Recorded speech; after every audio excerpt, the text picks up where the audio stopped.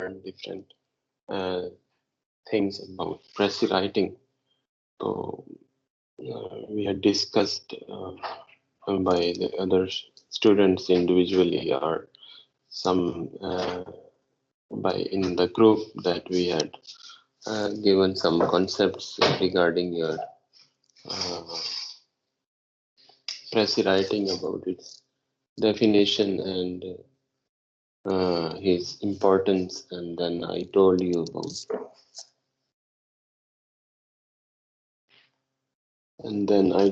about some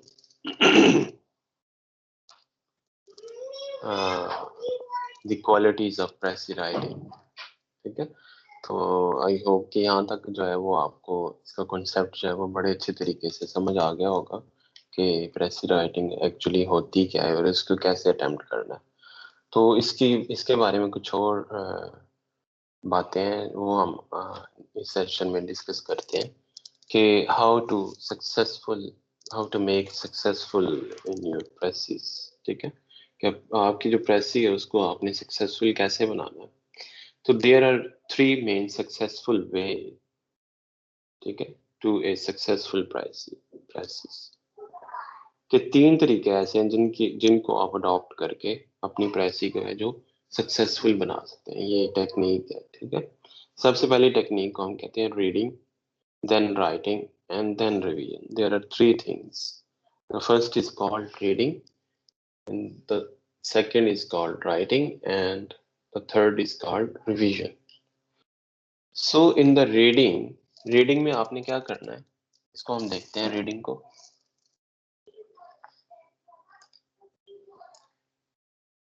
को हम देखते हैं। रीडिंग में वो कह रहा है कि if one reading is not enough to give you a general idea or of its meaning, कि अगर आपने एक दफा किसी चीज को पढ़ा है तो आपको उसका मीनिंग जो है वो क्लियर नहीं हुआ, ठीक है, तो फिर आपने क्या करना है, then read it a second time. कि एक दफा पढ़ने से आपको समझ नहीं आई तो आपने दूसरी दफा उसको पढ़ना है। ये एक टेक्निक है। As you read, find out the subject or the theme of the passage or what is said about the subject.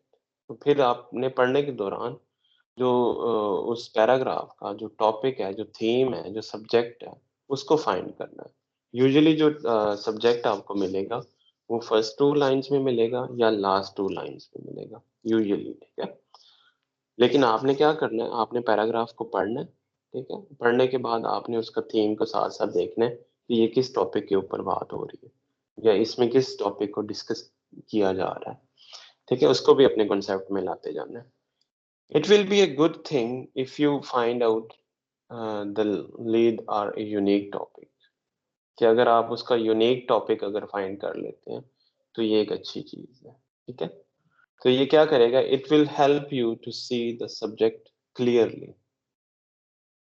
It will also help you to think of the title of the press exam. Okay? तो जब भी आपने press लिखनी है सबसे पहले उसका title पूछा जाएगा कि what is the title of this paragraph. तो आपने सबसे पहले उसका टाइटल बताना है, ठीक है। जब भी आपको एग्जाम में प्रेसी राइटिंग के लिए आएगी तो उसमें सबसे पहले आपसे टॉपिक पूछा जाएगा कि what is the topic of this paragraph. फिर नीचे आपने उसकी प्रेसी करनी। तो आपने रीडिंग में क्या करना है, रीडिंग में आपने जो फर्दर रीडिंग में be necessary at this stage to make sure that the detail of the passage are also understood. कि आपने उतनी देर तक पढ़ना है जब तक आपको उस पैराग्राफ के बारे में अंडरस्टैंडिंग आपकी क्लियर ना हो जाए, ठीक है। Read the passage more slowly than this time, even sentence by sentence, and make sure that everything in the passage is understood. If this is not done, it is likely that you will miss something important, especially if it is expressed by the short phrase or single word. ठीक है, कि आपने जब last time आपको समझ नहीं आ रही तो पढ़ना है तो आपने उसको स्लोली पढ़ना है। इवन कि आपने उसका जो सेंटेंस बाय सेंटेंस उसको डिवाइड कर लें, ठीक है, ताकि आपको उसकी समझ आ जाए। फिर वो कह रहा है कि know comes the process of selection. तो फिर आपने जो उसमें से क्या चीज लेनी है, क्या चीज इंपॉर्टेंट है, किस चीज को आपने अपनी प्रायोरिटी में लिखना है, उसकी बात आ जाती है। The writer of passive writing passage has to decide, कि जब आप लिखेंगे तो आपने डिसाइड करना है what facts and ideas in the passage are essential and what are of secondary or no importance. तो फिर आपने जो ज्यादा इंपॉर्टेंस वाले सेंटेंसेस हैं, वर्ड हैं, उनको एक साइड पे ले लेना है, और जो सेकेंडरी यानी जो आपके नॉट इम्पोर्टेंट वर्ड्स हैं या सेंटेंसेस हैं, उनको एक साइड पे ले लेना है, ठीक है। Taking the main ideas of the passage as your point of reference, it should not be too difficult to write out the important points in the original in the corner of your writing worksheet। ठीक है, तो ये तो था reading के बारे में। तो राइटिंग के बारे में क्या करना है आपने, you should first prepare a draft of precising. तो आपने सबसे पहले एक रफ ड्राफ्ट बनाना है, keeping in mind the need to reduce the original to 1/3 of its length. जैसे मैंने आपको बताया कि उस पैराग्राफ की जो 1/3 लेंथ है उसको करना है आपने, ठीक है। The main thoughts expressed in in the passage, the ideas it contains, the options presented and conclusions around it should figure in the rough draft। कि यानी जितने भी आपने आइडियाज लिए हैं, जितने भी आपने पॉइंट्स लिए हैं, ठीक है, उनको आपने रफ ड्राफ्ट की सूरत में आपने लिख देने हैं, ठीक है।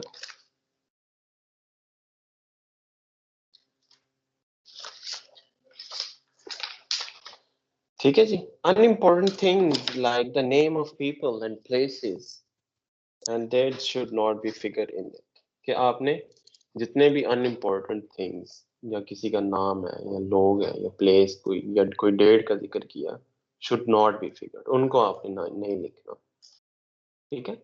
So these are some techniques I am giving to you that you have to apply while writing your presses, ठीक है। It may so happen that your draft is too long। तो इससे क्या होगा कि आपका जो ड्राफ्ट है वो बहुत ज्यादा लॉन्ग हो सकता है, ठीक है, ठीक है, और उसका जो मेन जो कॉन्सेप्ट फिर उसका रह गया प्रेसी का, वो खत्म हो जाएगा। Shorten it if it necessary and right out the careful second draft during college preparation, ठीक है। तो फिर आपने उसके जो सेकंड ड्राफ्ट है, जो फाइनल ड्राफ्ट है, वो आपने उसका लिखना शुरू कर देना। Sometimes you may need to work out 3 or even 4 drafts। तो बाज दफा आपको 3 या 4 ड्राफ्ट लिखने पड़ सकते हैं, ठीक है। It is up to you. जब आप समझें कि अब ये मुनासिब है, अब ये परफेक्ट है, तब आप उसका फाइनल ड्राफ्ट जो है वो तैयार कर लें।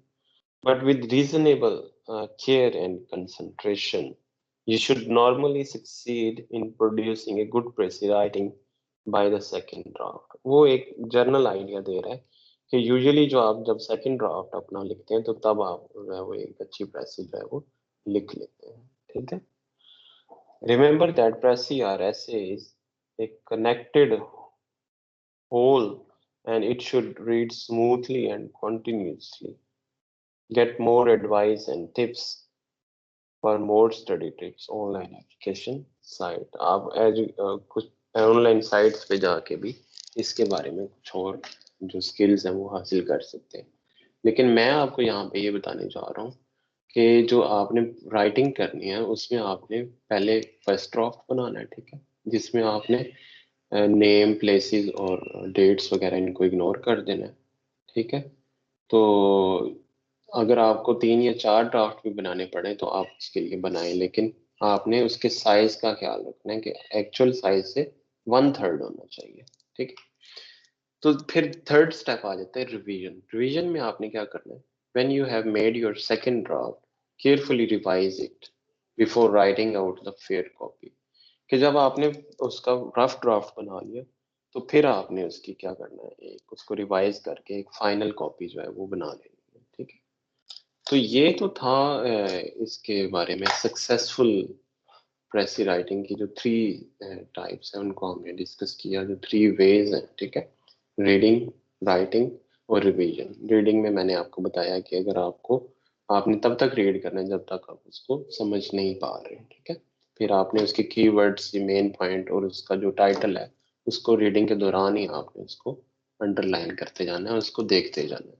राइटिंग में हमने ये देखा कि आपने अगर रफ ड्राफ्ट बनाया, एक दफा बनाया, दो दफा बनाया, तीन दफा बनाया, चार दफा बनाया, जब आप समझते हैं कि अब ये जो है वो रफ ड्राफ्ट जो मेरा परफेक्ट है, फिर आपने उसको रिवाइज करके तीसरे स्टेप में रिवाइज करके फाइनल कर देना है। तो this is the way to write a successful pressy writing.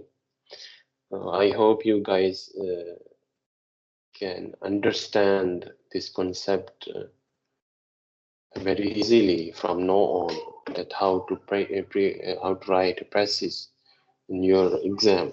ठीक है? And then this is the example how to write a pressy. ठीक है? तो ये एक एग्जाम्पल आपके सामने लेके आया हूँ। इसको हम देखते हैं कि जो हमने सारी बातें की हैं आया वो इसमें फुलफिल हो रही हैं या नहीं हो रही। ठीक है, तो first of all I like to read the first paragraph, that is the question of your exam. ठीक है, तो आपके एग्जाम में इस तरह क्वेश्चन आएगा कि ये एक पैराग्राफ दे दिया जाएगा और आपसे कहा जाएगा कि आपने इसका टाइटल सजेस्ट करना है और आपने इसकी जो प्रेसी है वो राइट करनी है। ठीक है, तो प्रेसी राइट करने के लिए जो टेक्निक है वो आपको मैंने बता दी है कि वो कैसे लिखते हैं। तो let's start reading this example. The test of a great book is whether we want to read it only once or more than once. Any book which we want to read the second time even more than we wanted to read it in the first time. अब जैसे जैसे आपने इसको पढ़ते जाना है, आपने जो मेन वर्ड्स हैं वो उसको अंडरलाइन करते जाने हैं और जो टाइटल है उसको अपने माइंड में रखता जाना है कि ये किस टॉपिक के ऊपर बात हो रही है। ठीक है, अब बुक्स आ रहा है, ग्रेट बुक्स आया फर्स्ट लाइन में, ग्रेट बुक्स, ग्रेट बुक्स आया, एनी बुक आया, रीड आया। ठीक है, ये सारे क्या है, कीवर्ड्स हैं जो आपको एक कॉन्सेप्ट दे रहे हैं। ठीक है, फिर वो कह रहा है कि every Every additional reading will help us understand it better, and we will help us understand it better, and we will find new beauties in it. A book that a person of education and good taste does not care to read more than once is very probably not worth much. Okay? अब इसमें जो आपने जो पहली बात जो आपने इसका टाइटल सजेस्ट किया, ठीक है, तो टाइटल यहाँ पे क्या कह रहा है, the test of a good book, कि एक गुड बुक को पढ़ने के लिए क्या चीज करनी चाहिए। गुड बुक की बात हो रही है ना, कि एक गुड बुक को आप एक बार पढ़ते हैं, दो बार पढ़ते हैं, तीन बार पढ़ते हैं। ठीक है, ये आप पे डिपेंड करता है। फिर आपने अब इसकी प्रेसी लिखनी है, इस सारे की प्रेसी क्या लिखी है, a good book is one, मतलब आपने इसका जो थीम है, जो समरी है वो लिखनी है इस पैराग्राफ। तो क्या कह रहा है, पहले इसको समझ रहे हैं सारे को। ठीक है, फिर देखना है आपने, कह रहा है a good book is one to which we turn again and again to discover new beauties. कि हम एक किताब को पढ़ते हैं, ठीक है, बार बार पढ़ते हैं। ठीक है, किस लिए पढ़ते हैं, टू डिस्कवर न्यू ब्यूटीज को डिस्कवर करने के लिए। ठीक है, अब ये चार पांच लाइनों को उसने एक सेंटेंस में एक्सप्लेन कर दी। This is the way to explain your answer. ठीक है, बट फिर आगे क्या कह रहा है, but if we do not turn to it again, it must be bad one। ठीक है, फिर नेक्स्ट लाइनों में वो कह रहा है कि अगर हम इसको बार बार नहीं पढ़ते तो ये क्या है, एक बैड इम्पैक्ट, बैड इम्प्रेशन। ठीक है, तो इस तरह करके आपने ये 1 2 3 4 5 6 7 लाइन्स, ठीक है, और प्रेसी में क्या हुआ, 1 and 2, यानी 2 लाइन्स, 2 वर्ड्स। ठीक है, तो जैसे मैंने आपको बताया कि 1/3 होना चाहिए, so this is exactly the 1/3 of this paragraph. So I hope you guys can understand the concept of Prezi writing and know you are familiar with this concept. And inshallah, in the next lecture, I will give you some notes and by giving you some examples related to the press writing so that you can read those examples and make your mind about this topic. And it will be very helpful for you guys uh, to fulfill the requirement of this question. Let's start our discussion session regarding this remaining slides and the whole lecture. For today's lecture, you can ask me any question, or if you have any query, or if you want to uh, explain from me more about some issue or some point, then you have to ask in this session.